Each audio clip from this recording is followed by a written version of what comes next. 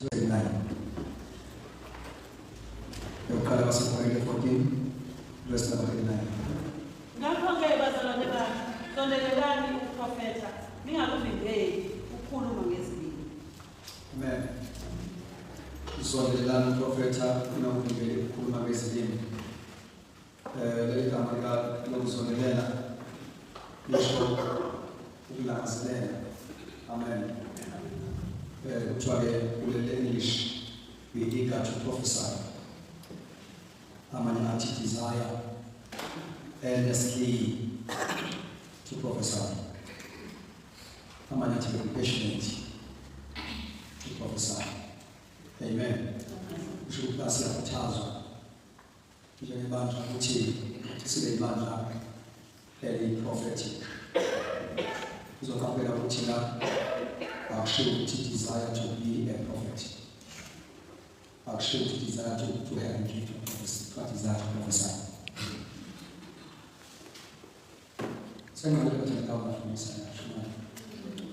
Amen. Zondelelani langazelelani ukwenze njani? Akusho ukuthi langazelelani ukuba ngumprofethi. Akusho ukuthi langazelelani ukuba nezipho zoprofethi. Kuthiwa langazelelani ukuprofetha. So-ke fanele wazi ukuthi in as much as sizokhuluma ngesipho soprofethi, kodwa wonke umuntu, wonke umzalwane onomoya engcwele, abogama kaJesu, unayo i-ability to prophesy. Praise God. Kubalulekile ukuthi sibambe leyo nto ukuthi fanele silidle ifa lethu uNkulunkulu asibekele lona njengebandla likamoya. Haleluya. Kune-scripture esihlala enhliziyweni yami sisathandaza kaba ukuthi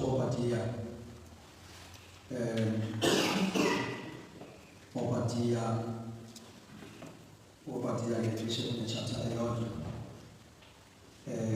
verse 17. Obadiah 1 verse 17. Awufuna isizulu.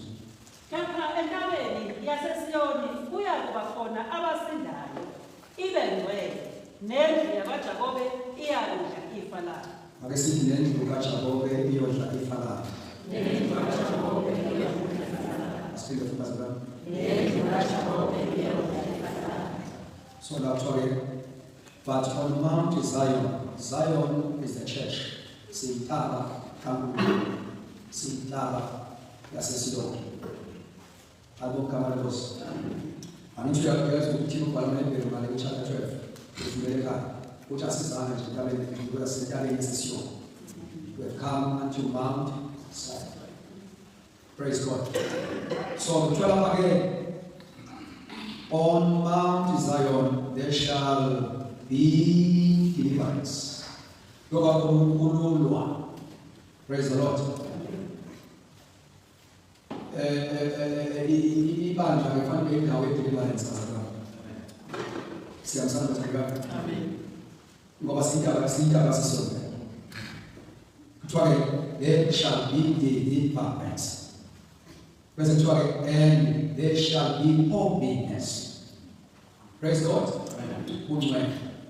Iyabangcwele. Bese kuthiwa the house of Jacob shall possess their possessions. Lapho khona indlu kaJakobe idle ifa layo, shall possess their possessions. So kuyenzeka ibandla likhonze livalelwe umnyango wamafa. Amen. Linjani zona? Sibe izindalifa ezingalidli ifa, zibe zinefa. So ukukhonza ngomoya, ukukhonza ngokwesiphozo kamoya, elinye lamafa elikaJakobe. Haleluya. So nokuba sibe nabantu aba-prophetic kuyifa lethu ukuba sibe prophetic kukho konke ukwenza kwethu. Amen. Ukhona uprofeti, ukhona ukuba prophet. Praise God.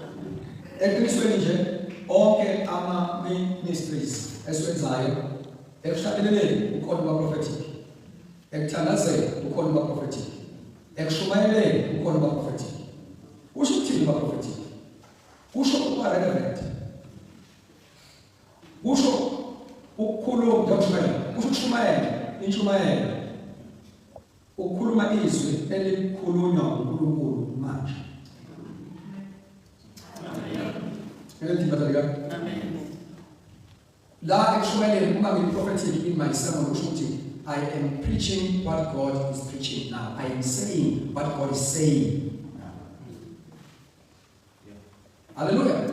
Ushuti don't you mind the prophetic ngoba ngikhuluma lo uNkulunkulu akukhuluma ngaleso sikhathi uthi uChesu amenzi lutho ibuka kalaba ukuthi wenza bese ngeke ubaba wenza. Hallelujah. Na operation yamabhithi yenza sometimes uthola ukuthi uNkulunkulu kunabantu afuna ukubaphilisa namhlanje engabantu abanecancer. Ukona ukuthi ngibeke abantu izandla ngibabeke izandla kodwa babeka abantu izandla prophetic. Athi uNkulunkulu namhlanje bakhuleke bonke biza abantu cancer namhlanje uphilisa cancer. That is being prophetic. We operate in our gifts in example in the top of it. We call prophetic also lava and the radio. Amen. Singing a prophetic song. Hallelujah. Amen. Prophetic song, yitulo that is able to address and was to address is Dingo Zebana Manje. We call umthandazo of prophetic. I am praying the mind of God. I am praying what God is praying. I'm praying the desires. And I see this Kabugo manje. Our aspires to was the prophetic. Papa Diamonjo. More when all saints are still the prophetic. Here's what I'm telling you. Uba the prophetic and the Lord see. See the mood. Now we are going to wait manje. Sikwazi ukulinka, sikwazi ukukonnecta entweni uNkulunkulu abizina at that time. Kuyenzeka senze obunye umwendele ebenze obunye. Ishumayela umwendele efuna elimsethi mabe ishumayela elimsethi. Ongela uNkulunkulu efuna. Ngithandaze umthandazo all right kodwa ongekho. Operate kodwa ongekho right. Uthi ku-right umthandazo kodwa akhona. Okumele ngabe ngithandaza manje. So, we talk about a desire earnestly to prophesy. Propheta, propheta exandazi. Propheta exumeli. And what can be prophetic? And what can be Jesus? Yes. So, to be prophetic is the dimension. That's what the dimension is. Ukwenza izinto usezingeni elithile alokugama Jesu. I-dimension ethile okungeke ukwazi ukwenza if ungeke kulo dimension ngeke wenzeke ngalo ndlela okungenza ngayo kulo dimension prophetic. Ukhona izinto ongazenza manje uNkulunkulu ewenza prophetic kwamele kwe prophetic dimension ongathi ungaza kuphinda kusasa ngabe kusenzeka because ukule dimension. Here's what I'm telling you. Now, I'm coming with you. Lama endaleni your prophet, Jehovah says, "Okuma ngesipho so prophet." In Bible, Okuma ngama dimensions of four. There are four main dimensions of prophecy. Hallelujah. Right. Eukala.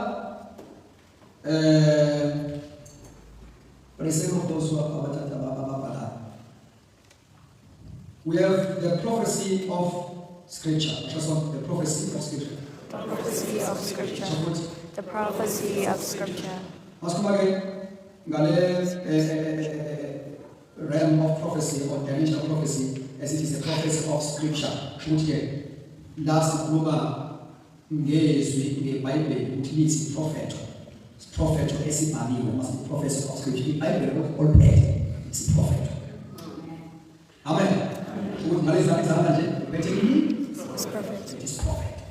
izwi likaNkulunkulu elibhaliwe is prophet. So that is the prophecy of scripture. Uzofunda mina ngizisheshe ngizobhala phansi nobhala because each and every point in the scripture is something siyafunda sishumayeza. Amen. Prophecy of scripture incwadi yesibili ka Peter the continuation. Yesibili ka Peter chapter 1 verse number 20 to 21. Andibonga kama kaJesu. Yesibili ka Peter chapter 1 verse number 20 to 21. Uchi, knowing this first that no prophecy of scripture is of any private interpretation. For prophecy never came by the will of man, but all men of God spoke as they were moved by the Holy Spirit. Or, yes, by the Holy Spirit. Ikona futhi engifuna ethi sesinalo izwi lesiphrofethi enenza kahle ukuba lilalele ngoba linjengekwezi elikhalisa ebunyameni. Yabona verse iBhayibheli liyisiphrofethi esifaniswa nekwezi elikhanyisa ebunyameni. Lisiphrofethi eBhayibheli esisupreme ngamagama isiphrofethi esingaphezulu kwazo zonke ezinye. Ngendlela ukuthi zonke ezinye iprofethi sizihlola nesiphrofethi esikhulu esibhaliwe esizwa. So the prophecy of scripture is supreme. Praise God. In such a way that all other prophetic utterances sizihlola nesiphrofethi esibhaliwe. So kuthiwa angabe khona kuthiwa le verse Peter yasibekela more word of prophecy. Verse number 19. Yes, verse number 19 to 20. Shubona wathi 19 to 20 to 21. Kuthiwa and so we have the prophetic word confirmed. Amen. Confirmed. We should do well to heed as the light that shines in the dark place until the day dawns and the morning star rises in your hearts. What do I say? Sasinalo izwi lesiphrofethi eliqinisekile. Now, in Bible izwi lesiphrofethi eliqinisekile ana-error. Asithi sokuhlola iBhayibheli ukuthi correct manje. Kodwa wena amaprofethi anesihlola. And masihlola wena sihlola ngeqinisekile. So this is a more sure way of more sure. Not even sure, but more sure. Likarati. Yingakho ibandla liyaguliseka kalula uma sizoyithola sesinamaprofeti sibe singekho grounded ezweni ngoba abaprofeti bazoprofeta sometimes into engashayi khona. Yingakho uma ngaba gift amayosebenza kahle asebenze ebandleni eli grounded ezweni likaNkulunkulu. So the prophecy of scripture is a prophetic word confirmed. Amanye athi more sure word. Kuthiwa ke enenza kahle ukuba nilalele. You do well to heed as a light that shines in a dark place. Amen. Sorry, that is the dimension number 1, the prophecy of scripture. Number 2, the spirit of prophecy. Say it one more time. The spirit of prophecy. Spirit of prophecy. More prophetic. I will come back to Jesus. Now, I know in Revelation chapter 19, Samuel chapter 19, verse number 10. If we replace Francis. Ngase ngiwa phansi phambi kwezinyawo ukukhuleka kuyo yayisithi kimi Musa inceku kanye nawe nabazalwane bakho abaphethe ubufakazi bukaJesu khuleka kuNkulunkulu ngokuba ubufakazi bukaJesu bungumoya wokuprofeta. Ubufakazi bukaJesu ngumoya wani? Spirit of prophecy. And I fell at his feet to worship him. But he said to me, see that you do not do that. I am your fellow servant and of your brethren who have the testimony of Jesus. Worship God, for the testimony of Jesus is the spirit of prophecy. Now, iBhayibheli iyakhuluma ngomoya wobuprofeti, the spirit of prophecy. Praise God. Umoya oyingcwele is also the spirit of prophecy. There's one of them. It's the spirit of prophecy. Praise the Lord. Now, ngicela kusibambekele kubathandekayo ukuthi uma sikhuluma ngomoya wokuprofeta, iBhayibheli kusuka kwi-Old Testament, uma ufunda isitory sika Samuel, uqala chapter 19 verse 20. Hlala ngikho lena. Ufike uSaul wathuma izithunywa zakhe ukuba ziye kuDavide esevikweni labani abaprofeti. Hallelujah. Lapho khona bekune move of a prophetic anointing. So iBhayibheli uma zifika izithunywa kaSaul lapha yakevela uprofeti zafike za prophet. Ezona bathandeka. So lapho ibhalile ukuthi the spirit of prophecy is when the Spirit of God moves so mightily that everybody who is powerfully affected by the Spirit could break forth and prophesy. Amen. Praise God. Now, for you are going to move who prophet and who don't prophet, who prophet and who don't have gift of prophecy because of the move of the Spirit. Hallelujah. Now, if two niggas Saul basically got a prophet in that gift of prophet, but they don't speak and the way that we move come away to the prophet as a prophet. So we enter a prophet because of the spirit of prophets. I know prophet. Yes, I'm God. I know the gift of prophecy. What the world doesn't see, what the ability to utter some prophetic utterances. I'm going to spoil which I must be chased by the Amen. Then of course, Numbers chapter 11, verse 25 to 26. Numbers chapter 11, verse 25 to 26. Jehova wehla ngefu wakhuluma kuye wathabatha okomoya ophezu kwakhe wakubeka kumalunga. Sokumela ukuthi uNkulunkulu ubethe Moses.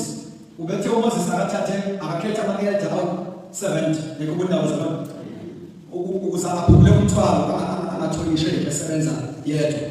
Batho akakhethe 7 elders. Kuthi uNkulunkulu ke namakethe osebenza kwakhe asihlangane nawo ke ethabalakele. Ekende nomhlangano ngolobathandekayo.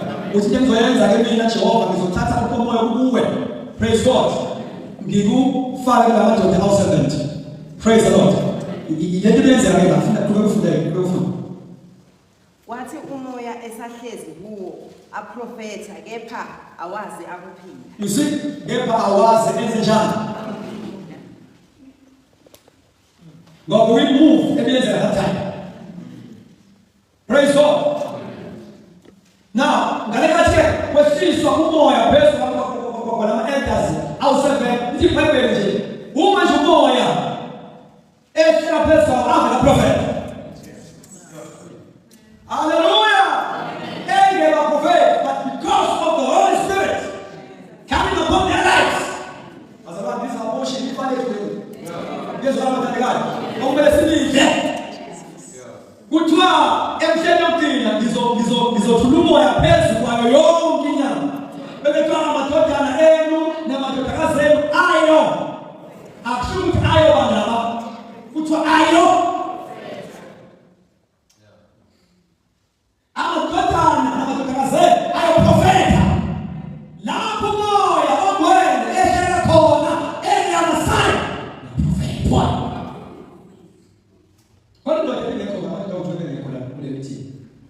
Praise God. Isimanga ukwenza impilo athola engekho athola esemakhemeni la behlezi khona. iBhayibheli lithi ngeke nawo ayelist. Bayibheli lifakele nabantwana bethu. Abantwana bethu bawilist. Praise God. Ukuthi uNkulunkulu ayenza la. Bathi affect into ezikebakhaya. Ingane yakhe ese-university, he affected because now he will miss. He's the child of the house. Lelifa, yele unabantu nabe. Ngiyezwa abathakayo. Kumele ukusebenza kamoya kwenqwele sinomlimit. UNkulunkulu ekhisholo la engabe kuyiSunday. Kufanele ukushaya ukuphila lapha. Wenzele nabangekho la. Bakhona. Praise the Lord. In a miraculous way. Lelifa elethu. Yonke into ebizwa igama lakhe. Glory to God. Hallelujah. Verse 26. Yeah. Kodwa kwasala amadoda amabili ekama. Igama lenye lalingu-Elidadi, igama lesibili lalinguMedadi. Umoya wayehlala phezu kwawo. Aye phakathi kwalawo. Yes. Aye phakathi kwalawo alotshiweyo. Kepha awayanga etendeni, aprofethe kama. But 2 men had remained in the camp. 2 men had remained in the camp. They remained in the camp. I mean, the answer which you know that I have is a very big if you don't eat candy, you can have again. Uma Kitabana in the sea, we say this is a tower. Eat candy, if you don't eat candy, you can have again. This is not camps. Our camps are never around. We shall not have a bunch of friends. If the family, he can't die, maybe go back, it's cash, maybe if you can see if you go back in the Jamana, we are so back the money, who is in the Jamana, Mr. Can't buy around. Yes, what I got. We should get a meeting and be sending the meeting your daughter and us. About 2, but some parents, but yes, I did the Jamana. Yes, what I got. But amazing Jamana, I tell you. Ya kijana kama mapenzi kama mazini. This is how to ana obale bali. For the fact of the very least. For the fact of the very least. Kulukulu mlo matetima. Mindset hali seven. No musataka nzile by mistake but this was 68 attended God kwa kulukulu meshi. Kama yeye kijana yeye kapati kwa hapo 7 au 8 ya kijana ala na yeye mapenzi.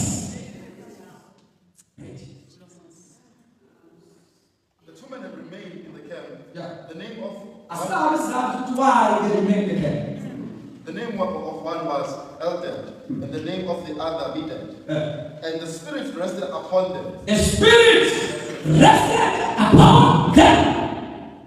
Now they were among those listed. They were among those listed. But who had not gone out to the temple. God Yet they prophesied. Yes, they prophesied. Rest upon them. They also prophesy. Nobody has prophetic them. But ever share the prophet. Now I was simply the share of the prophet. I was talking about us. But told them up the land. Oh, told them. That was supposed to be. But told a fool. Oh, shit.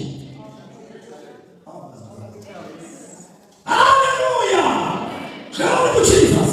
I told you, only potion, your plan, a prophet. This guy is figuring out what to do about it. Sing a song here. See, called.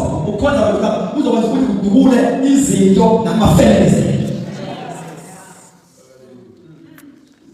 In Gaza, to SM College, SM Tibet, SM University, the Banjo Manta, and all time, local church. Just put us in a budget, but I don't know the other altar. I'm sorry, he is aligning. Your evidence must affect your child.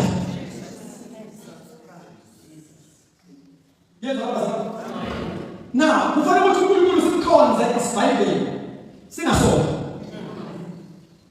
Sing a cause see have the different ways. I sound the whole of easy who was experience and all the benefits. So, you look at the spiritual prophets. I don't know how much is spiritual prophets. ukuthi abantu benzeka prophet. You don't have to resist. Yeah, you don't have to resist. No. When you are able to move, you must release our prophetic utterances. The message, release the message because in Bible man you can prophesy. You can prophesy. You can prophesy. If you are a prophet, guess what I'm telling message or a matter of mass to pass this way.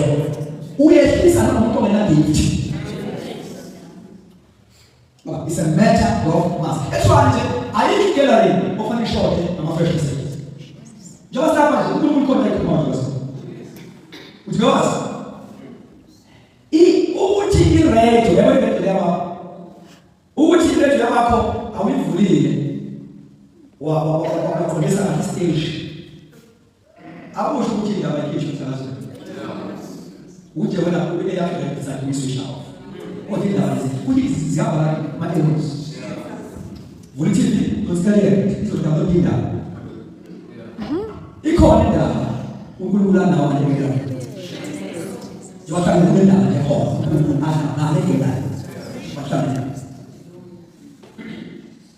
Often Muslim man should is spiritual ear.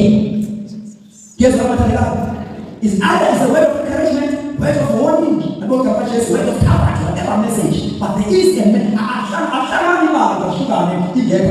fresh and special message from God. Praise the Lord.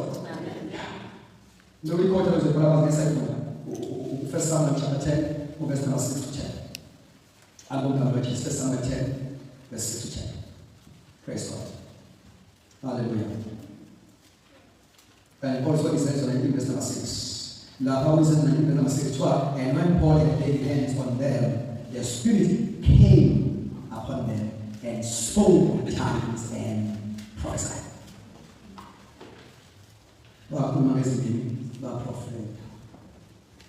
Hallelujah. Hallelujah. Yeah.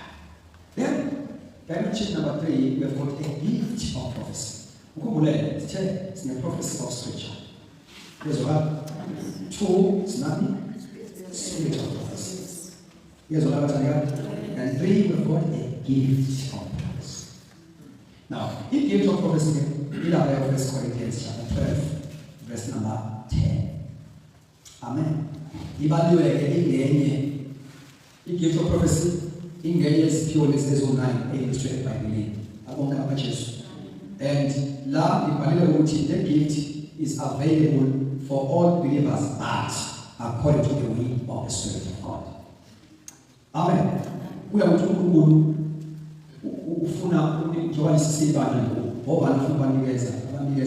gift of prophecy. So that was not a simple here. Here's what I got. This was a prophet as soon as a song. Or to go, we are made to Tanaka. Who was another children? Not to get up on the law, truly was someone. This is because of the sections of yellow morning. Now, Mama B, what he posted on my tongue when you was out of Tanaka. So he gives you your prophet or your next even the next days, the next 2 days. He posts somewhere in the corner prophet because of the spiritual prophecy, that's about prophet because he gift your prophet. Amen. Yeah, negate your prophet. So come on in details. Your number is a prophet, the team. Hallelujah. And number 4, which is the last one. It's no prophet, we are a prophet, or the office of a prophet. The office of a prophet or the prophet. You are from the so you can see prophets of scripture, we use the body to see the no more prophet. Praise God. then it's the gift of prophecy. Let's say non-prophet. Hallelujah. One prophet here, ulaba yamase verse 4, verse 11. Ethi Bible wenza abanye baba apostoli, wenza abanye baba ngaba prophet. So, one prophet is a man or a woman elected by the ministry of our church. Amen. Good season. Singabina lo mfaba nalo onelo eleko biblical. Manje njengoba nje umoya ngizothula phezulu kwenyama yonke. Hayi phezulu kwenyama yamadoda. Phezulu hayi phezulu kwenyama. Unyama yonke kusho ukuthi yonke ijena male and female. Unyama yonke kusho ukuthi abancane abadala. Unyama yonke kusho ukuthi abahluphekile abadala abafundile abafundile. Mama sister ina kunkulu. So simasemqoka. Sibaleke so. In such a way that singakhonzwa yinoma ubani so long etholile futhi in good standing with God. Ukuze besikhonze bandle awudingi ukuthi ube nomuntu lo grade 12. Ngabe sikhonze uzafuna amazinto ake iboku. Obuchiwe kunkulu. Yeso lapha. So, i-privilege enkulu nje yokuba yilungu emzimbeni kaKristu ukuthi lapha siyakwazi ukukhonza umuntu omunye. Kodwa ngoba uparticipate. Uphethe into yebandla. Lapha abantu okusekelwa wethi kufuneka ama-qualifications athile kanalapha futhi. I-qualification lapha ayifani lapha. Lapha abantu bafuneka abantu abazosebenza khona emphakathini nabazosebenza kwa-education nabazosebenza kwa-department of what the qualifications. Every qualification is you must be born again first. 2, you must be baptized by the power of the Holy Spirit. 3, you must live the holy life. Then you must sponsor. I feel a chance to say this. Here's what I got. No, I feel a chance to say this. I feel this if now and here's what I got. Essa história, essa sotanada, não sei. Qual essa história uma pouco é combinada com esse caso lá com a secona. Qual é corda, não é nem convention as, mas como é consoma é assistente. Além de convention não corda. O que é que é lá? O programa é só não. Só você que está imaginando o babo. Mas foi bem agora foi muito pouco. Mas eu estava na experiência do Aisha Long shadow, we are supposed for this. Amen. Bob and Babazi, Anigas, others, Esther, Sencos. I won't come much. What will go some place of 50 years, and I'm going to this pastor. Often I give a simple to one business, who will not tell me. Often I make often make I feel out of one last who want to wakumisi Bible wakumi Bible ikhulunyiswa ngo abantu besivoice kaThixo out of the people and tenga ngapha kodwa manje kune voice. Amen. Ngoba wariliza the word. Nalika elisa the word. Elisa the people akantenga ayo kwabantu ba.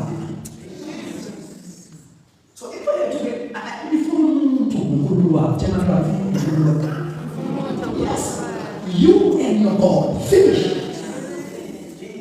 Finish. Amen.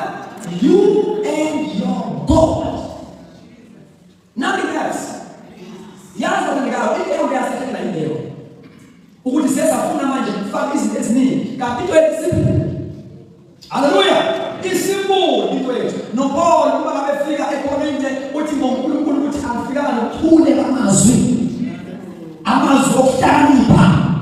Uthi message yami yaba ngomoya ngamandla nangomoya ukuze ukholo wenu ungapheli enhlaniphweni yomuntu.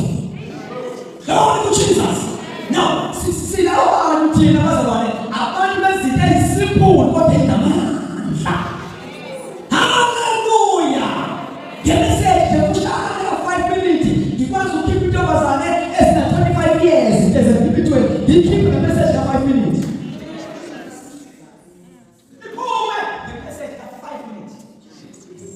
Isitani endaweni for 25 years.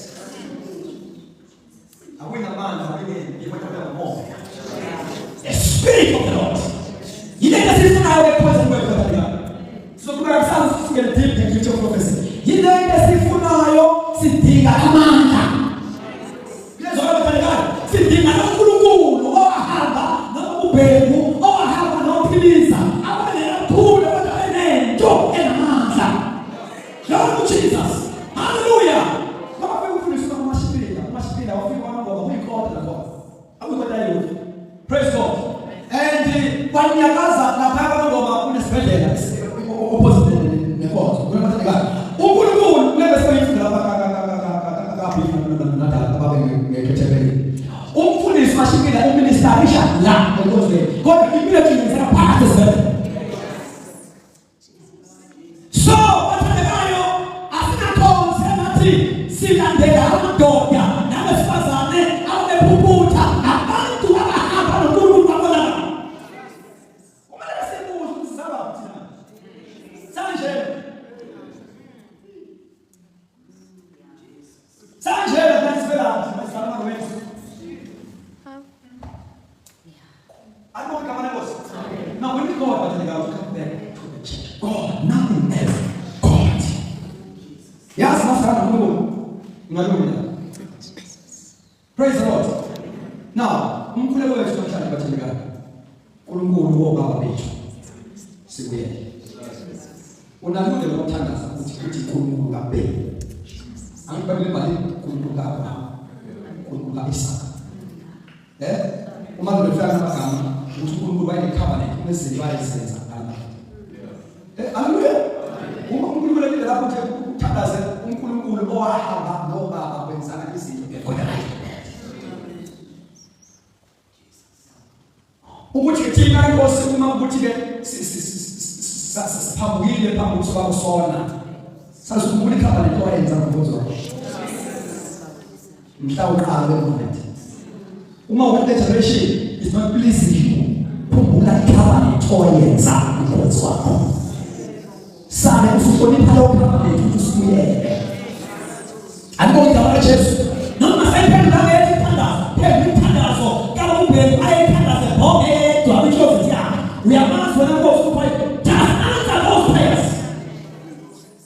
Abazalwane, uma amathambo omuntu kaNkulunkulu owafa wazi wagcwatshwa. Akwazi ukuphilisa indoda babe iphosa lokuthi yaphisa umntana umuntu waNkulunkulu adala kule izipho Israel bathanda David isifile indoda abantu bazama ukuyifihla bephosa indoda lokho yithuka Elisha uma isidume sifile sithi amathambo umuntu waNkulunkulu savuka inavuka ngozo Alomtaba Jesu ikavuka. Manje ekhonzeni kwethu sizomana sizikumbuza ukuthi asisimo laba kunesidala tokwesibona sikuso.